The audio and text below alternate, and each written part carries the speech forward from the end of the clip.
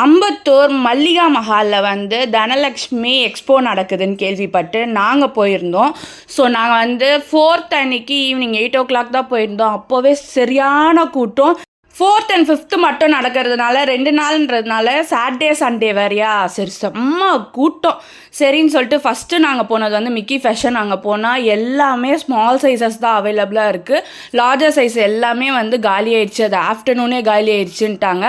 1-2 மட்டும்தான் இருந்துச்சு. சரின்னு கலெக்ஷன்ஸை பார்த்துட்டு வந்துட்டோம். நாளைக்கு வந்துடும் வாங்க அப்படின்னு சொன்னாங்க. மிக்கி ஃபேஷன் விட்டு வெளில வந்தோடனே பேட்டு, பால், நெயில் எக்ஸ்டென்ஷன் இதெல்லாம் இருந்தது. அவர் சார் கையில் ஒரு பேட்டை வாங்கிக்கிட்டாரு. ஸோ அதுக்கப்புறம் வந்து காட்டன் சாரீஸ் பார்க்கலாம், இல்லை ரஸ்ட் ஆரஞ்சில் சாரீஸில் நிறைய கலெக்ஷன்ஸ் வச்சுருந்தாங்கன்னு சரின்னு போயிருந்தோம்.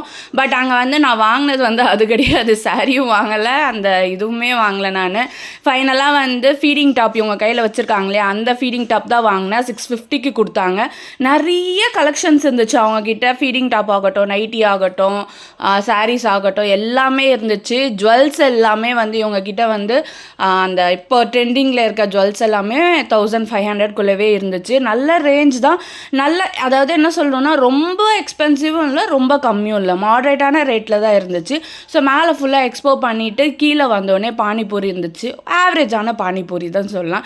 சரின்னு சொல்லிட்டு அங்கே பானிபூரி பாப்பாவுக்கு வாங்கி கொடுத்துட்டு, அண்ட் இந்த க்ளோ பொம்மை ரொம்ப பிடிச்சிருந்ததுனால அங்கேயும் ஒரு க்ளோ பொம்மையை வாங்கிட்டு சுற்றி பார்த்துட்டு வீட்டுக்கு கிளம்பி வந்துட்டோம். நீங்கள் இன்னும் இந்த எக்ஸ்போக்கு போகலை அப்படின்னா கண்டிப்பாக போய் எக்ஸ்ப்ளோர் பண்ணுங்கள். ஏகப்பட்ட வெரைட்டிஸ் அண்ட் ப்ரைஸ் ரேஞ்சஸ்லாம் கம்மியாகவும் இருக்குது, அதிகமாகவும் இருக்குது. நீங்கள் கண்டிப்பாக ட்ரை பண்ணி பார்க்கலாம். போயிட்டு எப்படி இருந்துச்சு அப்படின்னு கீழே கமெண்ட்டில் சொல்லுங்கள். நீங்கள் 4th அன்னைக்கே போயிருந்தாலும் கீழே கமெண்ட்டில் சொல்லுங்கள்.